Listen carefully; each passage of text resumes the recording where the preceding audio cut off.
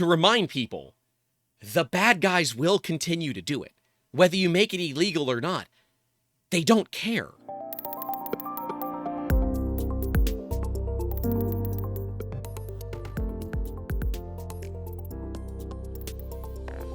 Starting off with a funny one here this week that somebody is likely going to get in a little bit of trouble over at Prusa for this one. The Prusa Core one was recently on The Price is Right, and I can't sit here and blame The Price is Right people for it, but I feel like it should be kind of obvious. We've got a Prusa Core one here that is sitting on its side on The Price is Right, but let's give some credit. The stickers are at least correct, and honestly, that looks like a decent print. But if you actually had used the printer to make the Price is Right logo, you would have found out that it doesn't work in its current configuration. This is a Prusa Core 1 that has literally just been pulled out of the box. The cardboard and plastic has been removed from it. The screen has not been attached. The handle has not been attached.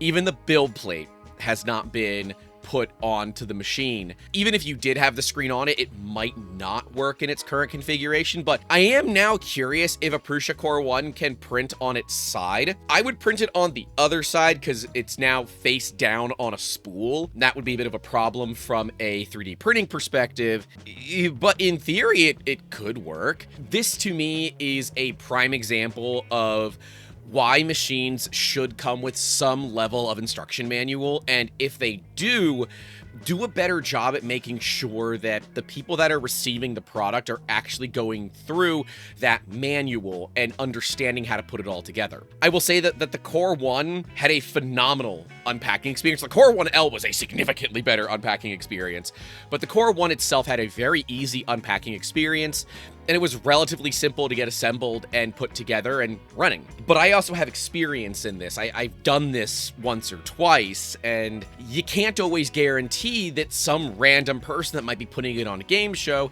has that same level of experience.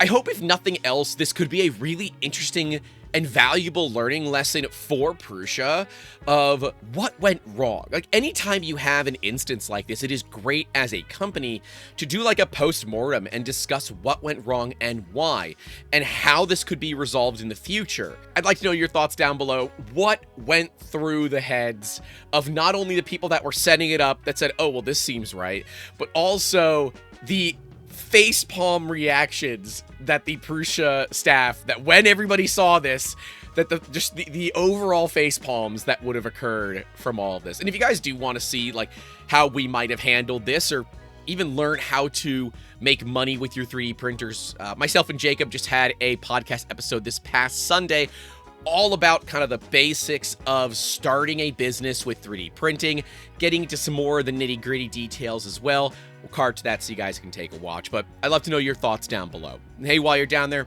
my name is Grant. This is 3D Musketeers and PrintFixFriday, where we help you get your printers back to printing with purpose. And while this episode is more kind of, lighthearted, and then it gets considerably more serious, if you are looking to get help with your machines, we do want to help you, and we're not going to charge you to get that help at all. You can reach out to us on any social media platform, although our preference is to film a video, upload it to YouTube, and tag us in that description. We get notified of it so we can see what's going on with your machine and kind of work with you back and forth on getting it solved. But moving on to one from the Elegoo subreddit here. It's a fire. I'm going to be clear here. Like I said, it starts very lighthearted, and this episode gets considerably more serious as we go down. This is a resin 3D printer fire, and no, it wasn't technically the resin printer, it was the wash and cure station that actually caught fire. According to the user, the fire chief confirmed that the UV station caught fire and the embers floated up to their isopropyl alcohol and resin. The user moved most of the stuff in time, so almost everything is fine, and other than the wall, little bit of damage here and there. And while certainly there are some right and wrong ways to handle your resin, and make sure your shop assistants are also well aware of the dangers of this, make sure to teach your cat about resin safety, because as we know, resin is toxic. The actual real problem that you deal with exposure to resin is during the washing and curing cycles. We take a look at the photos here. Yeah, that's a pretty well burned up wall. It's the nice thing about drywall is that it's actually reasonably fireproof as far as like fire materials go. So this was a pretty serious fire that, if left to its own devices, would have gotten much worse. And yeah, we lost at least one of the F1 cars. Looks like that one's gonna need some new panels. The gloves are charred, some other stuff is charred. This is a much better outcome than what could have happened. I will say it once and I'll say it again. The major dangers in resin 3D printing is the cleaning side of it. That's where your exposure is. That's where your issues with alcohol or other chemicals come in play. And isopropyl, it's volatile, and that means it has a tendency to catch fire if you're not safe about it. You want to make sure that your UV curing stations are well cooled as well. But I think this is a great kind of PSA of keep your resin, your washing, and your curing separate when you can. If you have one of those multi-process wash and cure stations like we do, when you're done with the bucket of alcohol and resin, when you're cleaning it, move it away from the curing station so the curing can go. Those UV lights are very bright and produce a whack ton of heat. That's not what we're going for here.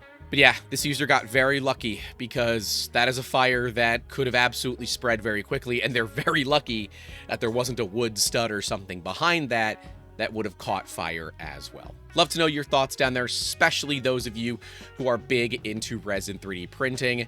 Is this a concern that you have, or all of a sudden think, I should probably look more at this?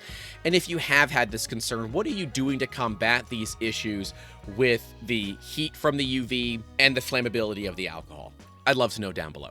Moving on to the main subject of this episode. I'm going to be very clear. This is not political. And if it comes off that way, I'm sorry.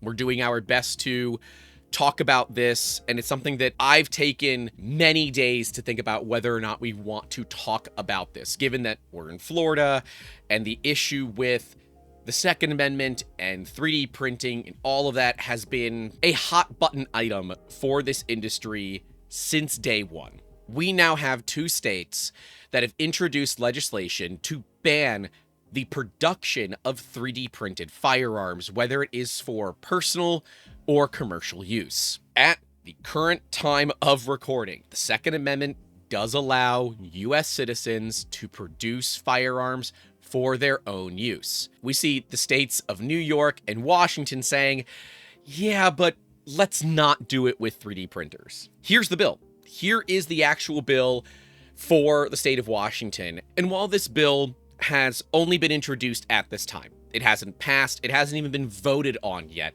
It was only read the first time January 12th of 2026, which is a bit over a week ago at the time of filming this video. I don't have a lot of faith that it is going to go anywhere other than, well, political pandering. 3D printers are not the problem.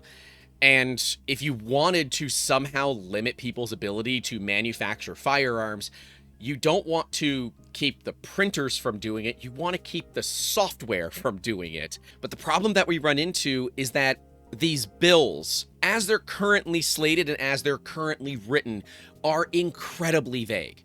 Now, if it does move forward into some level of law, it will likely see heavy editing from what we have now. I understand that for many people, this feels like a political overstep, and some might see it that way, some may not. I believe if you want to actually go down this path and look at limiting the ability of a machine to be able to produce firearms, you're like 50 years too late. There are so many machines out there that already enable this for the same price or less than a 3D printer and provides, well, a much stronger platform than something that is 3D printed. But let's dig into this a little bit more, because here's the funny thing. Most of these 3D printed firearms, the actual fire mechanism, the barrel, the slide, all of that, those aren't 3D printed. It's because of the way that firearms are listed by the ATF, where it's the lower that's the issue. So it would be the hand grip. It would be where the trigger mechanism is, the thing where you have to actually make a movement. That is where the ATF considers it a firearm. The way that I see this is that this is just politicians trying to garner good faith, trust, whatever it might be. And hilariously, this bill that's going through Washington doesn't just limit 3D printers. It also limits any machine capable of making three-dimensional modifications to an object from a digital file using subtractive manufacturing, aka CNC milling. So it's not just about 3D printing. 3D printing is the buzzword that is being used. This is about effectively limiting people's ability to manufacture their own firearms, which, whatever side of political spectrum you're on, you either love it or you don't. I don't care. But you don't want to limit the machine. The machines aren't the problem. It's the files. And we can certainly go into ITAR and CMMC where certain machines have telemetry, machines that are known to collect and store telemetry data, machines that are connected to cloud servers that aren't based in the United States. We have issues now with ITAR and CMMC. I can totally understand from a 30,000 foot level why some level of limitation would want to be there. It's so that you're not violating the International Traffic and Arms Regulation, a regulation that carries a $250,000 per incident fine and up to being tried for treason against the United States, which is kind of a bad thing. You don't want to go to prison for treason. So I can understand from a certain level that limiting a machine's ability to make those things stops it from being able to communicate, but I think we're going about this the wrong way, and it really just feels like companies and politicians are just trying to score political points by doing this. You can look at limiting 3D printers, and for the vast majority of users, it's not going to matter. And for the users that it does matter, they'll just reflash it with an open source firmware that you can't limit. Limit a community that is being used to not having a limit. They will find a way to unlimit themselves. And this maker community was literally built on the shoulders of, oh, you have patents? Oh, you want to keep us from doing that? You. We don't have to listen to you. We're going to do it all open source, and we're going to make the machines replicate themselves. The RepRap project. I believe laws and legislation like this are wholeheartedly aimed the wrong way. When users still have the ability to walk into a Home Depot and for less than $20 build something that can and will cause serious bodily injury and or death to somebody else, you are going at the wrong thing by trying to limit 3D printers. Because what's going to happen is that if this actually does pass, it is going to create a multitude of problems for 3D printer manufacturers. One, how do you deal with the ones that are already out there? How do you deal with all the CNC machines that are out there? How do you deal with people that are doing it legally, whether it's for themselves or they have a federal firearms license? How do you deal with all of these specific caveats? And then how do you deal with what I'm certain is going to be a lawsuit from the NRA and other firearm coalitions that say this is a breach of your Second Amendment rights, which is the right to bear arms and the right to protect yourself against a tyrannical government? Every single time we've seen legislation like this, it never passes. It never gets beyond being read in. It goes viral on all the social media platforms, and it makes it harder for legitimate businesses like 3D Musketeers and others to actually get insurance because politicians think that all we do is create firearms, and that's, in turn, all that insurance companies actually care about. When in reality, if we did it, we don't possess federal firearms license, we would be going to prison. And look at me. I'm not going to last long in prison. To remind people, the bad guys will continue to do it. Whether you make it illegal or not, they don't care. So what does this law actually do? It complicates everything for everybody that is doing things the right way. And if anything, it puts a huge onus on 3D printer manufacturers to all of a sudden have a wild amount of metrics when it comes to detailing what is being done on someone's personal 3D printer. If you want to solve this problem and you want to stop it from happening, you go after the files and the slicers. It's not the machine. The machine is following code that is being given.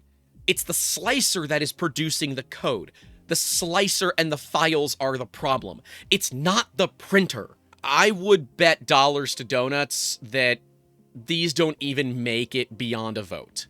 That they die on the floor before it's even looking at what implementation could be. So those of you that are so worried about what could happen, to be clear, there have been many legislations that have gone in to actually block 3D printer manufacturing of firearms. One of them being the Undetectable Firearms Act of 1986, which is funny because it came out like 2 years after 3D printing was even like remotely invented. But the thing is that most people that are producing 3D printed firearms, whether it's for personal use or otherwise, are just printing the lower, the one thing that's serialized. The barrel, slide, fire control group, all of that you can buy online and ship directly to your door. If you want to stop people from doing it, you should stop their ability to get parts, not stop their ability to manufacture the one thing that you consider a firearm. It doesn't even produce fire, and it's not an arm. I'm not here to tell you what to do and what not to do with your 3D printers. I'm here to tell you that, at least in the United States, your Second Amendment, in theory, protects you. But states can produce their own laws. Could Washington and New York say that 3D printers have to do this? Sure. But is any manufacturer reasonably going to be able to implement those features? I don't think so.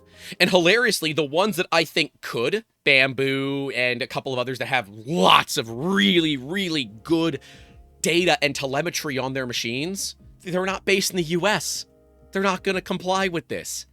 They're simply going to say the onus is on the user. We are not telling the machines to do this. The user is telling the machines to do this. But certainly having a law that says a three-dimensional printer is not only additive manufacturing, but also subtractive manufacturing, which is absolutely not a 3D printer. That would be a CNC machine. It's just dumb. If you are a politician and this is something that legitimately concerns you, or you know a politician who is wondering, what should we do? Should we do something about this? Reach out. My contact information is public. I would love to have a legitimate discussion and connect you with industry experts that can give you perspectives from both sides of the political fence, because it is very different depending on which side of the political fence that you're on. If you want to go down this road about laws and regulations regarding 3D printers and firearms, do it from a position of knowledge. Don't just do it for political pandering, which is what we're seeing. Because this solves nothing and only serves to further muddy the waters for those of us that run legitimate businesses, and for those that want to start legitimate businesses in the 3D printing industry that have nothing to do with firearms. You only make it more difficult for those of us that want to chase the American dream to chase the American dream.